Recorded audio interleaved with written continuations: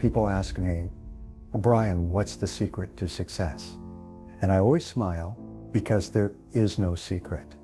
There's just truth. And truth is simple, not easy. The truth is, success is predictable. It's not luck, it's not fate, it's cause and effect. Do what successful people do, and you'll get what they get. When I first began to understand this, I was stunned. I had grown up thinking some people were just lucky or born into the right family. But then I started noticing that ordinary people just like me, were building businesses, becoming leaders, earning fortunes, transforming their lives.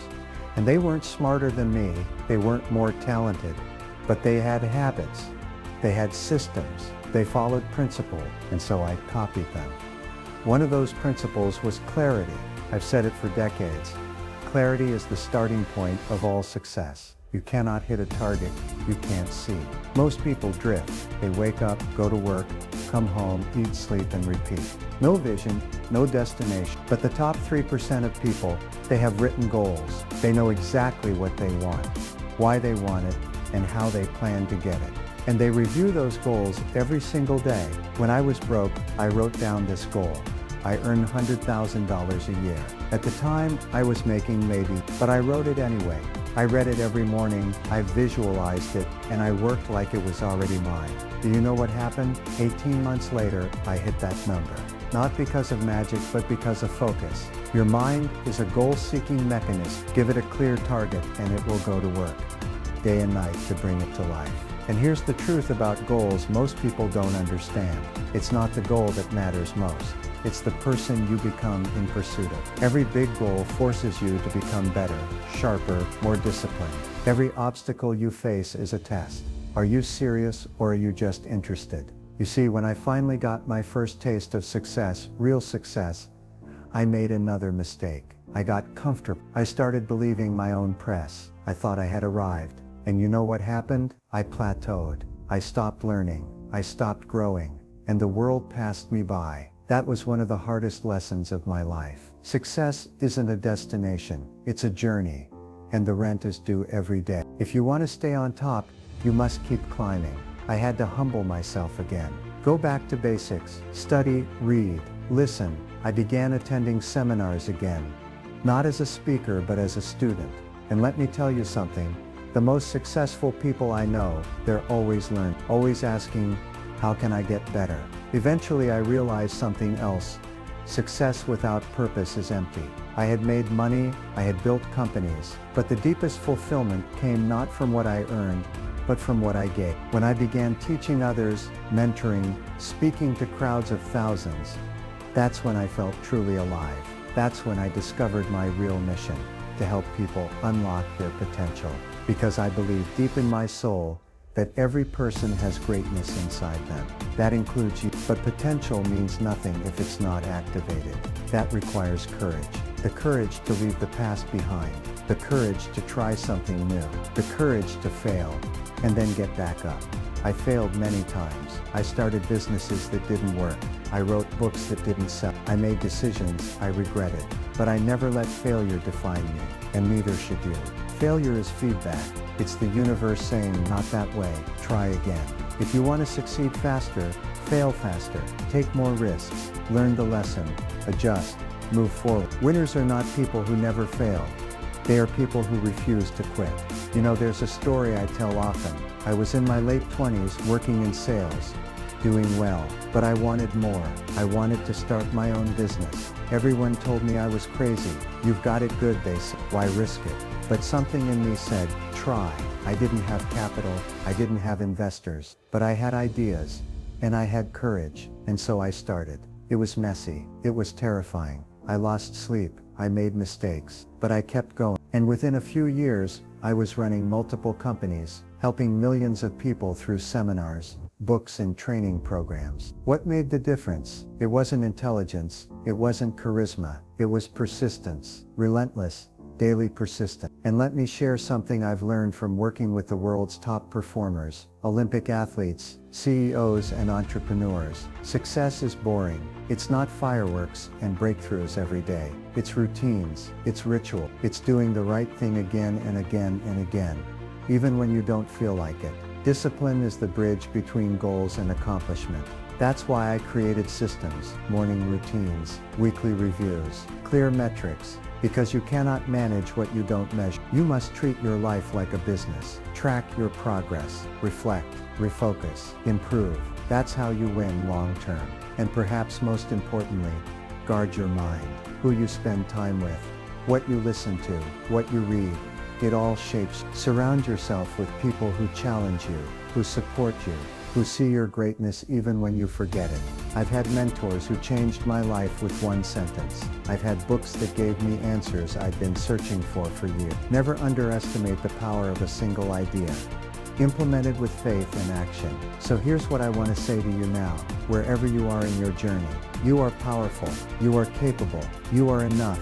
You have within you everything required to build a life beyond your wildest dream. But it starts today, not tomorrow, not next year. Now, right now. Take control of your time. Take control of your habits. Take control of your destiny. And remember, you are the architect of your own future. If I could do it from broke, confused, and directionless to where I am now, so can you. Yep, people talk about luck a lot. I've been told, Brian, you're lucky. You found the right path. You met the right people. And I always smile when I hear that. Because here's what most people don't see. I created my own luck. I showed up when others didn't. I prepared in silence when no one was watching. I worked when I was tired. I studied when I was broke. That's not luck.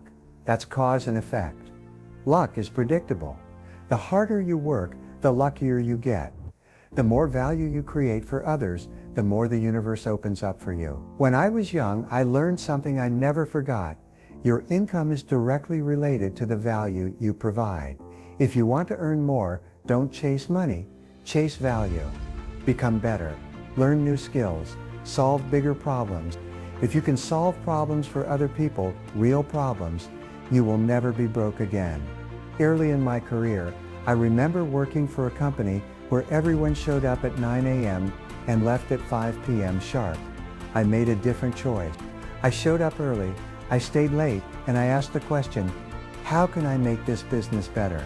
I learned accounting. I learned marketing. I learned how to close sales, build teams, write copy, negotiate deals. I became a student of success. And eventually, I became irreplaceable. Do you want to stand out in life, outlearn everyone around you? Never stop improving. I carried a notebook with me everywhere I went. I wrote down ideas, quotes, strategies, and questions. I still do it to this day, because your brain is a muscle. And if you don't use it intentionally, the world will fill it with noise and distraction. Another principle I live by is this: do it afraid. So many people wait until they feel confident before they act. But confidence doesn't come before action, it comes after. You must walk into the room, even if your knees are shaking. You must make the call, even if your voice trembles. You must take the first step, even when you don't know how it ends. When I started public speaking, I was scared. I would sweat. My voice would crack. I was terrible, but I did it anyway. I studied the masters, Zig Ziglar, Earl Nightingale, Jim Rohn. I recorded myself. I critiqued myself. I got better slowly. Today I've spoken in 85 countries to over 5 million people. But it all started with that first uncomfortable step. Action is the antidote to fear. You cannot think your way into confidence. You must move. And here's another truth I learned the hard way. You must say no to grow. In my early years, I said yes to everything, every opportunity, every meeting, every request. But eventually I realized every yes is a no to something else.